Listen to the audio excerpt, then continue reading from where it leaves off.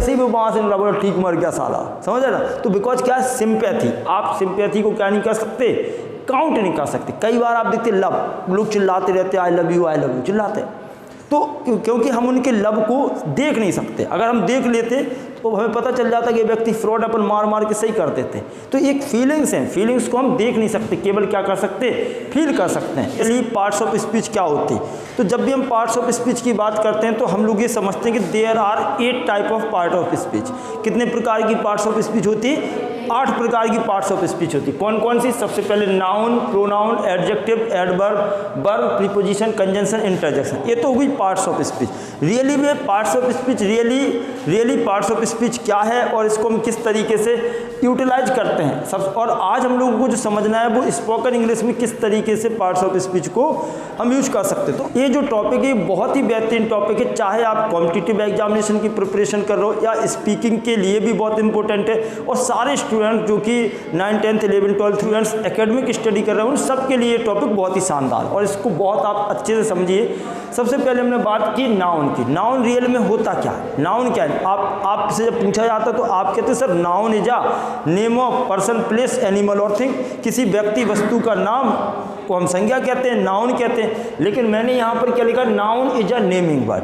आप सीधी सी एक बात समझो, अगर आप स्कूल में पढ़ रहे हो तो कोई दिक्कत नहीं है, आप कह सकते हो noun is the name of person, place, animal और थिंग। किसी व्यक्ति वस्तु स्थान या भाव के नाम को संज्ञा कहते हैं। बट अगर आप कॉम्पिटिटिव एग्जामिनेशन में हो तो आपको ये समझना है noun is a naming word. Noun क्या है, कोई भी नेम है वो नाउन है। दुनिया का कोई भी नाम आप कह दोगे वो नाउन है। देखो मैं आपको एक छोटी सी कहानी सुना रहा हूँ। एक बार क्या हुआ, ऐसे क्लास चल रही थी और क्लास में एक बच्चा आया, वो बड़ा परेशान रहता था, वो बहुत परेशान रहता था। उससे कभी भी कुछ पूछो, वो अपने घर में कुछ पूछता था अपने पापा से, मम्मी से, तो सब लोग परेशान थे और वो कहते थे बेटा तू नहीं समझेगा।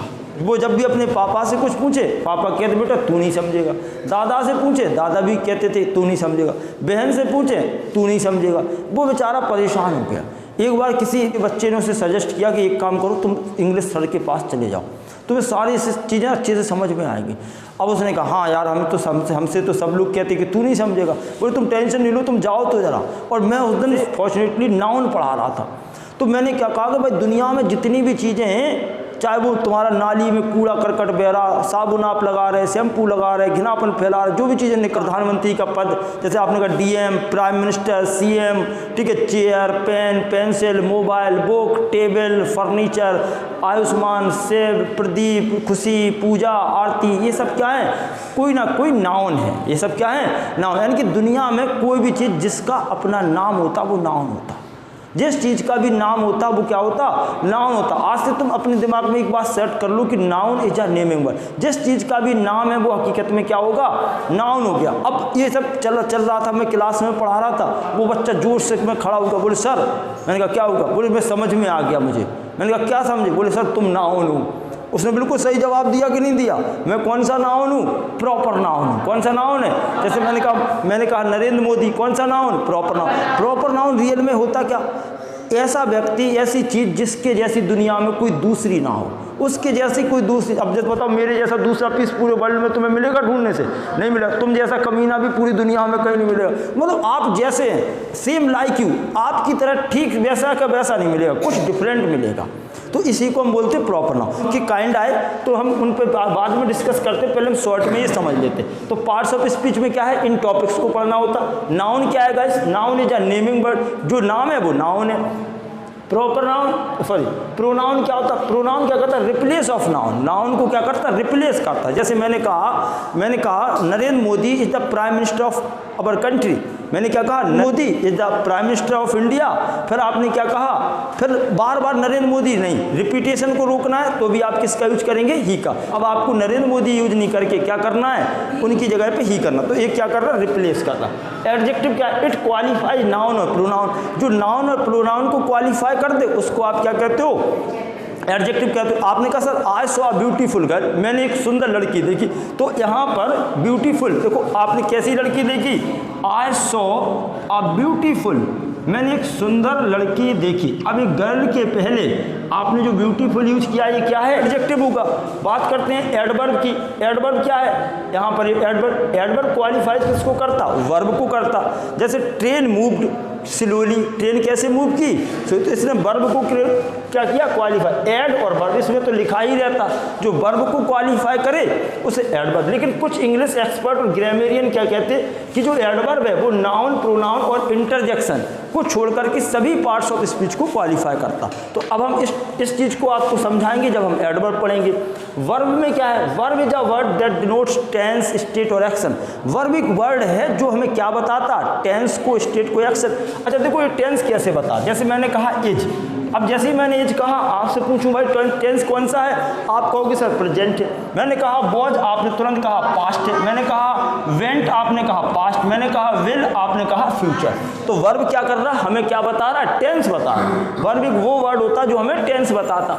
नेक्स्ट मैंने कहा प्रीपोजिशन। प्रीपोजिशन क्या करता है, कनेक्टिंग टू वर्ड्स, दो वर्ड्स को कनेक्ट करेगा। The cat is sitting under the table, तो यहाँ पर क्या होगा, ये वर्ड्स को कनेक्ट कर रहा। लेकिन कंजंक्शन क्या है, कंजंक्शन क्या करता, फ्रेज को या फिर सेंटेंसेस को कनेक्ट करता। जैसे मैं आपसे कहूँ listen to me otherwise leave the place, मेरी बात सुनो अन्यथा इस स्थान को छोड़ दो। तो आप समझ रहे हैं ना, तो ये कंजंक्शंस हैं जो फ्रेज को या फिर सेंटेंसेस को कनेक्ट करते। अब इंटरजेक्शन क्या बताता, सडन फीलिंग को बताता। जैसे सडन फीलिंग कैसे, जैसे आप कहते हो वाओ मजा आ गया भाई, तो ये वाओ क्या है, इंटरजेक्शन है। अब वाओ के बाद आप एक्सक्लेमेटरी साइन का यूज करते हो। कभी कभी आप बोलते आ, तो ये क्या है, ये क्या है, ये आप सडन फीलिंग को ही तो बताते, ये क्या है, इंटरजेक्शन, आ ओ, इस तरीके के वर्ड्स सब क्या है, इंटरजेक्शन। इसका यूज मोस्टली नरेशन में ज़्यादा होता। तो गाइस ये तो रहा short introduction parts of speech के बारे में। अब हम लोग टॉपिक स्टार्ट करेंगे, what is noun. Kinds of noun में क्या है, टू काइंड्स ऑफ नाउन है।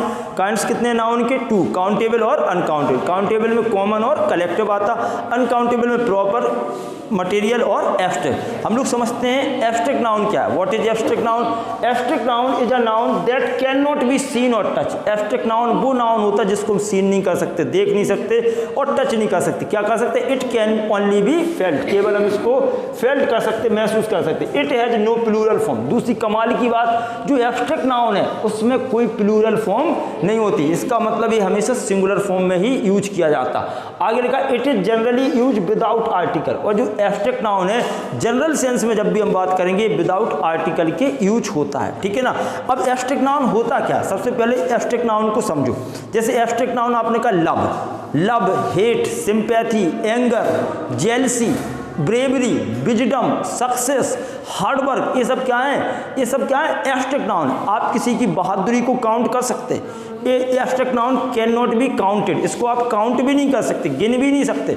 जैसे अगर आपने बाहुबली मूवी देखी, अब आपसे मैं पूछूं बताओ बाहुबली कितना बहादुर था, तो आप क्या कहोगे, सर एक बहादुर था, दो बहादुर था, पांच बहादुर था, ऐसे कह सकते नहीं। आप कहोगे सर वो तो बहुत बहादुर था। आप क्या कर सकते, केवल इस चीज़ को फील कर सकते हैं। मैं आपसे पूछूं कि साधु को वो व्यक्ति कितना इंटेलिजेंट, कितना उसके अंदर बुद्धि है, तो आप बुद्धि को, विजडम को काउंट कर सकते, इंटेलिजेंस को काउंट कर सकते नहीं, केवल फील कर सकते आप। जैसे मान चलो एक मैं और अच्छा एग्जांपल दे रहा हूँ, सहानुभूति, सिंपैथी की बात करें तो we can not count sympathy, bravery, wisdom, intelligence, hard work, success, ये लव, हेट, एंगर, जेलसी, ये सब क्या है, एब्स्ट्रैक्ट नाउन है, इनको केवल हम फील कर सकते। जैसे मान चलो मोहल्ले पड़ोस में किसी की डेथ हो गई, कोई मर गया, अब आपने क्या देखा, उसके घर पर कोई आदमी गया, पड़ोसी गया और उसने क्या कहा, यार भाई कैसे डेथ हो गई मुझे पता ही नहीं चला, जैसे ही मैंने सुना मुझे बहुत दुख हुआ, मैं वैसे ही भागता चला आया। आप परेशान मत हो ना, अगर कोई दिक्कत हो, कोई परेशानी हो, आप मुझे बताना, मैं बिल्कुल अपना छोटा भाई समझना, और किसी भी बात की चिंता करने की ज़रूरत नहीं है। अब जो होगा वो होगा, उसमें तो हम कुछ कर नहीं सकते। हैव पेशेंस, धैर्य रखो। और इस तरीके से उसने शो किया कि सामने वाले व्यक्ति को रियलाइज हुआ यार ये तो हमारा बहुत बड़ा वेल विशेष है, शुभ चिंतक है। लेकिन बाद में क्या हुआ, जैसे ही वो वहाँ से निकला, बोला ठीक मर गया साला, समझ रहे ना। तो बिकॉज क्या है, सिंपैथी, आप सिंपैथी को क्या नहीं कर सकते, काउंट नहीं कर सकते। कई बार आप देखते लव, लोग चिल्लाते रहते आई लव यू चिल्लाते, तो क्योंकि हम उनके लव को देख नहीं सकते। अगर हम देख लेते तो हमें पता चल जाता कि ये व्यक्ति फ्रॉड, अपन मार के सही कर देते। तो एक फीलिंग्स हैं, फीलिंग्स को हम देख नहीं सकते, केवल क्या कर सकते, फील कर सकते हैं। इसलिए क्या होगा? Abstract noun is a noun that can not be seen और टच। इसको हम सीन नहीं क्या कर सकते, देख नहीं सकते, टच नहीं कर सकते, केवल क्या कर सकते, फील कर सकते, और इसकी कोई प्लूरल फॉर्म नहीं होती। जनरली एक कैसे यूज होता, विदाउट आर्टिकल के यूज होता। अब यहाँ देख रहा जनरल सेंस, जब हम जनरल सेंस में बात करेंगे तो इसमें कोई आर्टिकल का यूज नहीं होगा, लेकिन जब आप स्पेसिफिक सेंस में बात करते हो तो यूज ओनली आर्टिकल द, केवल किस आर्टिकल का यूज करेंगे, द का। अब गाइस यहाँ पर कुछ बोर्ड पर कुछ क्वेश्चंस दिए, कुछ सेंटेंसेस दिए, इन सेंटेंसेस में आपको ये देखना है कौन सा सेंटेंस जनरल सेंस में और कौन सा स्पेसिफिक में। जनरल में तो कोई आर्टिकल का यूज नहीं होगा, स्पेसिफिक में तो आर्टिकल यूज होगा। जैसे पहला क्वेश्चन है, yes honesty is the best policy, ईमानदारी सबसे अच्छी नीति है। जनरल या स्पेसिफिक? ये तो जनरल बात है, क्योंकि ऑनेस्टी सबके लिए गुड पॉलिसी है, तो ये बात है जनरल। और जनरल में हम इसमें कोई आर्टिकल यूज नहीं करेंगे। सेंटेंस कैसा लिखा, करेक्ट। आप जनरल और स्पेसिफिक को समझ पा रहे हो? इसको ऐसे समझ लो, अगर नहीं आ रहा समझ में। मैंने कहा कौवे काले होते हैं, बोलो जनरल या स्पेसिफिक? तो ये जनरल, लेकिन मैं कहूँ यह कौवा ज़्यादा काला है, तो ये स्पेसिफिक हो गया, क्योंकि हमने किसी को स्पेसिफिक बात में कर दिया, उसको स्पेशलाइज कर दिया। मैं कहूँ बर्फ ठंडी होती है, जनरल और स्पेसिफिक में क्या डिफरेंस है, समझ में आ रहा? तो जनरल हो गया। अब नॉलेज इज पावर, नॉलेज क्या है, पावर है। ये बात तो सच है, ये भी जनरल बात है, और ये जनरल है, इसमें कहीं पर हमने आर्टिकल का यूज नहीं किया, ना पावर के पहले ना ही नॉलेज के पहले, ये सही लिखा। अगला लिखा honesty of that little boy, उस छोटे लड़के की ऑनेस्टी प्रेज बढ़ती थी, तो ये जनरल नहीं है, ये किसी व्यक्ति की स्पेसिफिक बात हो गई, तो ये क्या होगा, स्पेसिफिक मैटर हो गया। इसकी वजह से हमें क्या करना पड़ेगा, इस ऑनेस्टी के पहले हमें आर्टिकल क्या लगाना होगा, THE, the honesty of that little boy was praise बढ़ती। नेक्स्ट लिखा knowledge that you have will help you getting a good job. अब यहाँ ये स्पेसिफिक हो गया, क्यों? क्योंकि हम आम नॉलेज की बात नहीं कर रहे हैं, हम उस नॉलेज की बात कर रहे हैं जो नॉलेज आपके अंदर है। तो स्पेसिफिक है, नॉलेज क्या है, एब्स्ट्रैक्ट नाउन, क्योंकि किसी के नॉलेज को हम सीन नहीं कर सकते, टच नहीं कर सकते, फील कर सकते। तो यहाँ भी तुम्हें क्या लिखना होगा, द, और the knowledge that you have will help you getting a good job. Next लिखा सक्सेस डिमांड्स हार्ड वर्क, ये तो जनरल बात है, सक्सेस को सक्सेस किसकी डिमांड करता, हार्ड वर्क की, तो सक्सेस और हार्ड वर्क दोनों के पहले कोई आर्टिकल नहीं है, करेक्ट सेंटेंस लिखा। नेक्स्ट लिखा hard work is key to the success, तो ये तो हमने जनरल बात की, और यहाँ सक्सेस में भी हम दा का यूज नहीं करेंगे, सीधा लिखेंगे hard work is key to success. Hard work that you do will pay you back, जो हार्ड वर्क आप करते वो आपको वापस देगा। तो यहाँ पर ये तो स्पेसिफिक होने की वजह से हमें क्या लिखना होगा, यहाँ हार्ड वर्क के पहले the hard work that you do will pay you back, correct हो गया, क्लियर। तो आप ये स्पोकन में भी बहुत इंपॉर्टेंट टॉपिक है, अच्छे सेंटेंसेस हैं, आप गाइस इनको स्पीकिंग में यूज कर सकते हो। Whenever you speak on the topic so you can use some sentence, hard work is key to success, hard work that you do will pay you back, and success demand hard work. So this type of sentence you can also use in spoken English whenever you are participating in group discussion. Okay guys, so ये competitive में भी बहुत help करेगा, academic में भी करेगा, spoken students के लिए भी करेगा। सो गाइस ये मैंने शॉर्ट में आपको इतनी जानकारी दी, अगर मैं इसी टॉपिक को कॉम्पिटिटिव एग्जामिनेशन में पढ़ा रहा था तो और भी डिटेल में पढ़ाता, बट आपके लिए I think this is sufficient, this is enough for you, this is enough for you my dear students. अगर आपको ये एब्स्ट्रैक्ट नाउन का कंसेप्ट बहुत बेहतरीन समझ में आया हो तो वीडियो को लाइक शेयर जरूर करें, और इस तरीके का कंटेंट लगातार पाने के लिए चैनल को सब्सक्राइब भी कीजिए। मिलते हैं गाइस नेक्स्ट वीडियो में एक बेहतरीन और ऑथेंटिक और न्यू कंटेंट के साथ। थैंक यू सो मच, तब तक के लिए मस्त रहें, व्यस्त रहें, टेक केयर, बाय बाय।